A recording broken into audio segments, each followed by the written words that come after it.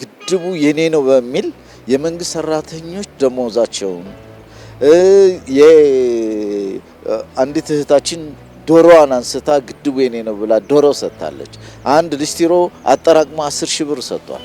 ብዙ ነው የኢትዮጵያ ሕዝብ በዚህ ላይ ግድቡ የኔ ነው ትልቅ አርማና ትልቅ ተልእኮ ነው። የኢትዮጵያ ታላቁ የህዳሴ ግድብ መሰረት ከተቀመጠበት ጀምሮ የዲያስፖራ ማህበረሰቡ ታላላቅ መድረክ ላይ ወጥቶ ኢትዛወዳም የምንሰራው ደግሞ ከ65% በላይ ኤሌክትሪክሲቲ የላቸውም። እነዛን በራሳችን ሀብት ገድበን ህዝባችንን ተጠቃሚ ለማድረግ ነው ብሎ ግንዛቤን በመፍጠር ትልቅ አስተዋጽኦ አድርጓል።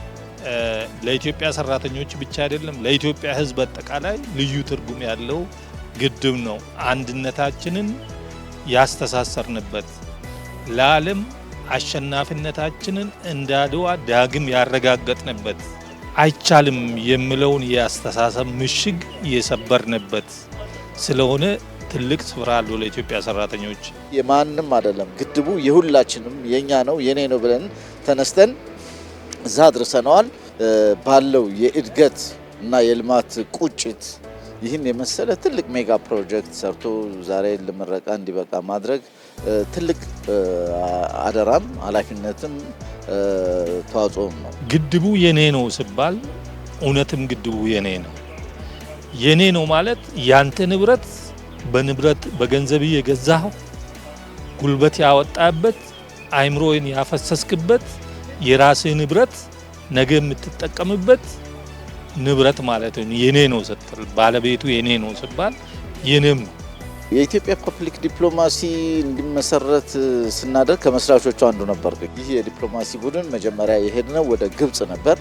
ግብጽ ከማህበረሰቡን እስከ ሁሉንም ባካተተ መልክ የሃይማኖት ተቋማትን መጨረሻም ፕሬዝዳንቱን አግኝተናቸው ፍጹም የሆነ መግባባት ላይ ደርሰን ተማምነን ነው የተለያየ ነው።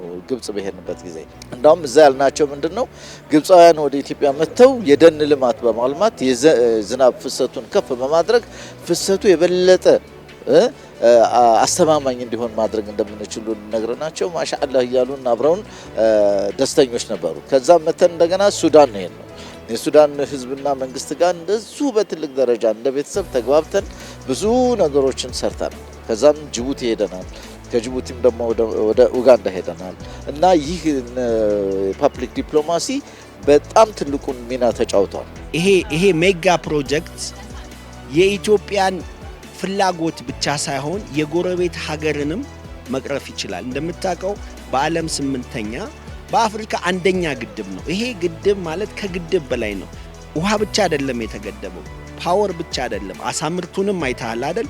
ኢንፋክት ትናንት አዲስ የሰማሁት ነገር አፈሩን ብቻ አይደለም ይዞ ሲሄድ የነበረም ወርቁንም ተብሏል። በጣም የሚገርም እኮ ነው።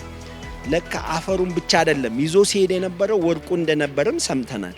ስለዚህ ይሄ ግድብ መገደቡ ለኢትዮጵያውያን ቀላል ነገር አይደለም። ፕላስ የይቻላል መንፈሱ ቀላል አይደለም።